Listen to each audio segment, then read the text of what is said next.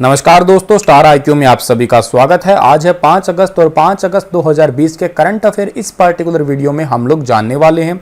आशा करता हूं आप लोग बहुत अच्छे होंगे। मेरा नाम है सुनील और अगर आपको मेरे द्वारा पढ़ाए गए सभी लेक्चर का या इस पर्टिकुलर लेक्चर का पीडीएफ फाइल चाहिए तो आप मेरे Telegram channel star IQ PDF को जरूर ज्वाइन कर लीजिएगा। स्टार आईक्यू क्विज के नाम से एक मेरा टेलीग्राम ग्रुप भी है, आप इसे भी जरूर ज्वाइन कर लीजिएगा। यहाँ पे क्विज चलती है, ऑलरेडी यहाँ पे 6,500 बच्चों ने ज्वाइन कर रखा है। आप मुझे फेसबुक और इंस्टा पे स्टार आईक्यू एजुकेशन के आईडी है, यहाँ से फॉलो कर सकते हैं।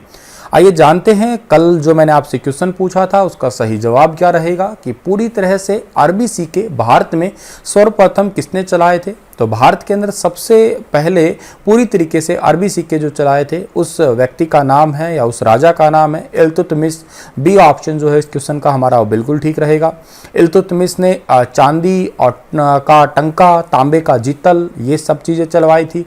इल्तुतमिश का नाम बहुत फेमस होता है जब हम लोग दिल्ली सल्तनत को पढ़ रहे होते हैं या गुलाम वंश को पढ़ रहे होते हैं, और इस वजह से भी फेमस होता है क्योंकि रजिया सुल्तान जो है वो इनकी बेटी थी और वो एकमात्र कहिएगा आप लोग या पहली या अंतिम कहिएगा, ऐसी पहली मुस्लिम शासिका थी जिसने जो है राजपाट किया था या घूंघट प्रथा का विरोध करके एक महिला जो है और सबके सामने पुरुषों की तरह एक राजा की तरह, जैसे एक पुरुष राजा बैठते हैं वैसे गादी पे बैठी थी वो, ठीक है।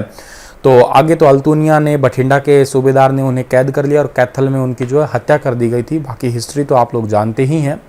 चलिए आज का पहला क्वेश्चन पढ़ते हैं कि ग्लोबल फेलोशिप अवार्ड के रूप में स्थापित करमवीर चक्र अवार्ड से किसे सम्मानित किया गया है। तो ग्लोबल फेलोशिप अवार्ड के रूप में स्थापित करमवीर चक्र अवार्ड से सम्मानित किया गया है सुनील यादव एसएस को। बी ऑप्शन जो है इस क्वेश्चन का हमारा वो बिल्कुल ठीक रहेगा। ये जो आपको फोटो में दिखाई दे रहे हैं यही है Sunil Yadav SS.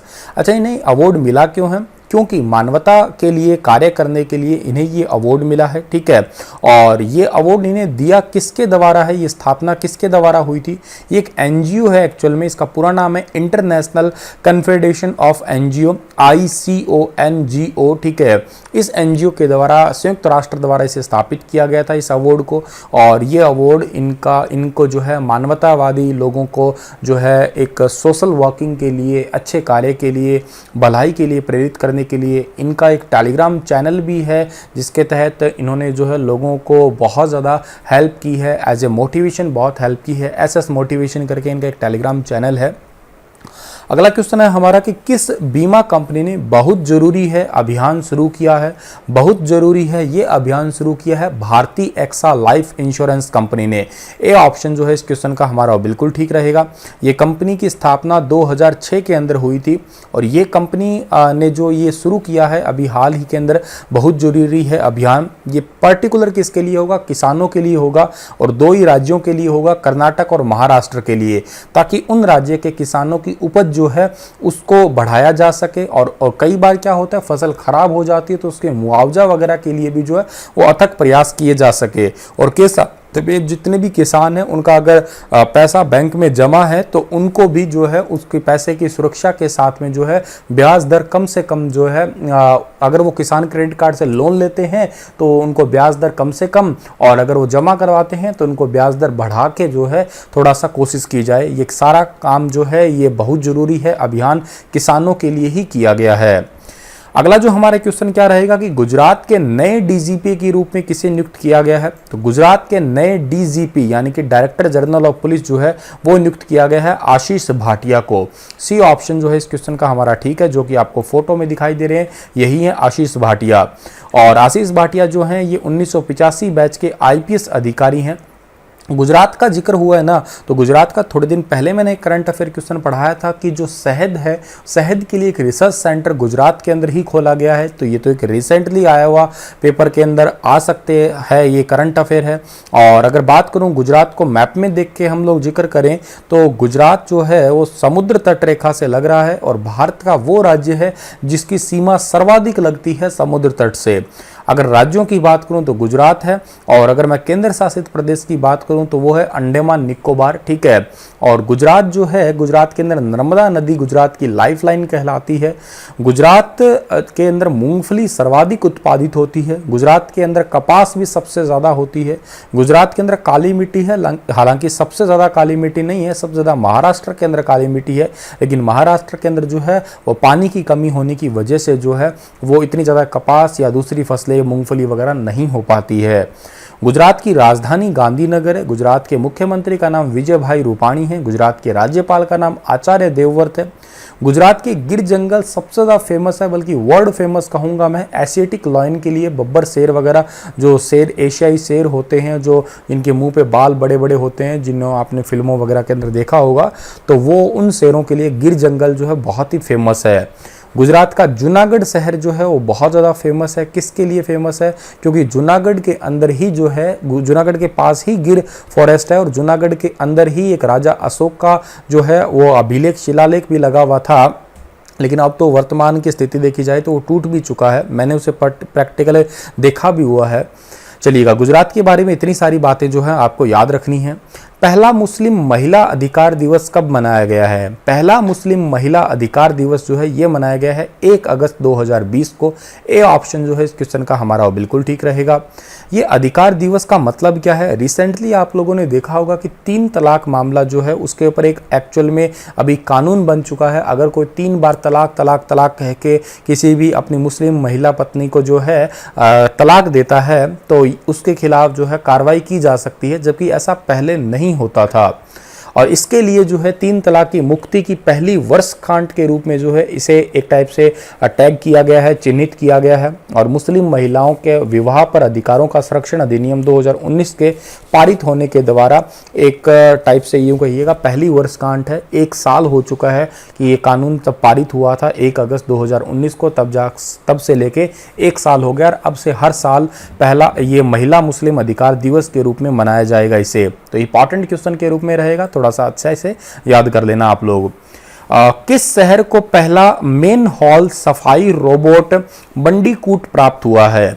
Main hall सफाई रोबोट, इसका मतलब क्या है कि आप लोगों ने देखा होगा कि जो इस टाइप का ये गटर के जो ढक्कन होते हैं इनके अंदर जो है पर्सनली कोई इंसान जाके इसको जो है साफ़ किया करते हैं, लेकिन अंदर जाने से कई बार ऐसा भी देखने को मिला है कि लोगों की मौत हो जाती है दम घुटने की वजह से। काफ़ी सारी गैसेस होती है उस वजह से, और प्रॉब्लम आती है इस वजह से जो है टेक्नोलॉजी का यूज़ किया गया है। समझिएगा आप लोग, इस टाइप के रोबोट बनाए गए हैं जो कि नाला सीवर इन सभी की साफ़ सफाई कर सकेंगे। ये मोटर द्वारा चलता है। इसकी शुरुआत कहाँ पे हुई है? असम का एक शहर है गुवाहाटी, यहाँ से शुरुआत हुई है। गुवाहाटी ब्रह्मपुत्र नदी के किनारे पड़ता है, ये भी आप याद रखिएगा। और गुवाहाटी उत्तर पूर्वी क्षेत्र का पहला मेन हॉल रोबोट सफाई करने वाला पहला शहर बन गया है, जिसे बंडीकूट भी कहा गया है। और गुवाहाटी जो है इसके अंदर 2000 आपके अभी रिसेंटली 2020 के जो गेम हुए थे खेलो इंडिया यूथ गेम, वो गुवाहाटी असम के अंदर ही हुए थे, वो भी आप याद कर सकते हैं साथ के साथ। कौन सा संगठन वाटर हीरोज अवार्ड प्रदान करता है? वाटर हीरोज अवार्ड, जो पानी को बचाने के लिए जो भी अथक प्रयास किए जाते हैं उनके लिए वाटर हीरोज अवार्ड दिए जाता है। और ये अवार्ड कौन देगा? तो ये अवार्ड देता है जल शक्ति मंत्रालय। सी ऑप्शन जो है इस क्वेश्चन का हमारा बिल्कुल ठीक है। और जल शक्ति मंत्रालय जो है यह अप्रैल 2020 का जो पुरस्कार मिला भी किसे है? दक्षिण मध्य रेलवे के ऑनगोय उपमंडल कार्यालय को जो है प्रदान किया गया है। हमारे जल शक्ति मंत्री का नाम है गजेंद्र सिंह शेखावत और जोधपुर से वो सांसद हैं, ये बात भी आप याद करिएगा। हाल ही में किस राज्य सरकार ने एक मास्क अनेक जिंदगी जन जागरूकता अभियान का शुभारंभ किया है? एक मास्क अनेक जिंदगी जन जागरूकता अभियान जो है वो शुरू किया गया है मध्य प्रदेश के अंदर। ए ऑप्शन जो है इस क्वेश्चन का हमारा बिल्कुल ठीक है। ये यहाँ के शहरी और आवास मंत्री भूपेंद्र सिंह ने इसे शुरू किया है। इस टाइप से कनोपी टाइप से या एक गाड़ी टाइप से रहेगी, जिसके अंदर लोगों से आह्वान किया जाएगा कि वो इसके अंदर मास्क जो है उसका दान किया जाए। अगर लोग इसमें मास्क का दान करते हैं तो फिर वही मास्क जो है वो गरीबों को बांटे जाएंगे। ये अभियान 1 अगस्त से 15 अगस्त 2020 के तक जो है वो चलने वाला है। और अगर अगली बात की जाए हमारी मध्य प्रदेश के बारे में बात करें हम लोग, तो मध्य प्रदेश की राजधानी भोपाल है, मुख्यमंत्री का नाम शिवराज सिंह चौहान है, ठीक है। और मध्य प्रदेश जो है यहाँ के राज्यपाल का नाम आनंदीबेन पटेल है, ठीक है। ये बात आप याद रखिएगा, लालजी टंडन अब थे लेकिन अब वो इस दुनिया में नहीं रहे हैं, उनका देहांत हो चुका है। अगला क्वेश्चन है, हाल ही में किस राज्यसभा सांसद का 64 वर्ष की उम्र में निधन हो गया है? तो राज्यसभा सांसद अमर सिंह का 64 वर्ष की उम्र में जो है अभी हाल ही में निधन हो गया है, जो कि आपको फोटो में दिखाई दे रहे हैं। ये 1 अगस्त 2020 को सिंगापुर में इनका निधन हुआ है। 1996 में ये पहली बार राज्यसभा सदस्य के रूप में चुने गए थे। इसके अलावा उन्होंने अपने राजनीतिक करियर के अंदर बहुत सारी समितियों के जो है वो सदस्यता के रूप में काम किया है। कुछ समितियों के जो है ये अध्यक्ष भी रहे थे। ये 2-3 पार्टी जैसे कांग्रेस है, बीजेपी है, समाजवादी पार्टी है, इनसे लगातार जो है जुड़े रहे थे। अभी वर्तमान में ये उत्तर प्रदेश से राज्यसभा सांसद थे, ठीक है, लेकिन अब इस दुनिया में ये नहीं रहे। विश्व संस्कृत दिवस 2020 निम्न में से किस दिन मनाया गया है? तो विश्व Sanskrit day, world Sanskrit day जो है ये इस बार मनाया गया है 3 अगस्त को। क्या सर ये फिक्स होता है? नहीं जी, ये फिक्स नहीं होता है। ये श्रावण की पूर्णिमा यानी कि रक्षाबंधन को ही मनाया जाता है विश्व संस्कृत दिवस। और संस्कृत भाषा जो है वो दुनिया की सबसे पुरानी भाषाओं में से एक भाषा जो है वो शामिल है।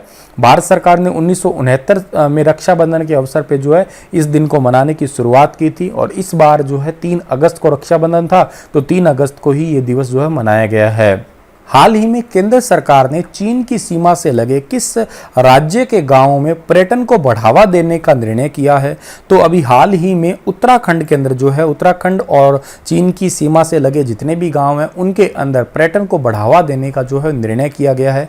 क्योंकि उत्तराखंड और चीन के साथ में जो है तकरीबन 350 किलोमीटर की सीमा लगती है, और पर्यटन क्षेत्र को बढ़ावा देने के लिए जनजातीय पर्यटन की अवधारणा जो है उसके लिए ये निर्णय किया गया है। यहाँ इस निर्णय में होगा क्या कि कुछ ऐसे इलाके हैं जिनको ILP के अंदर शामिल किया गया है, और उनसे ILP को मुक्त करवाना ही पहला उद्देश्य रहेगा।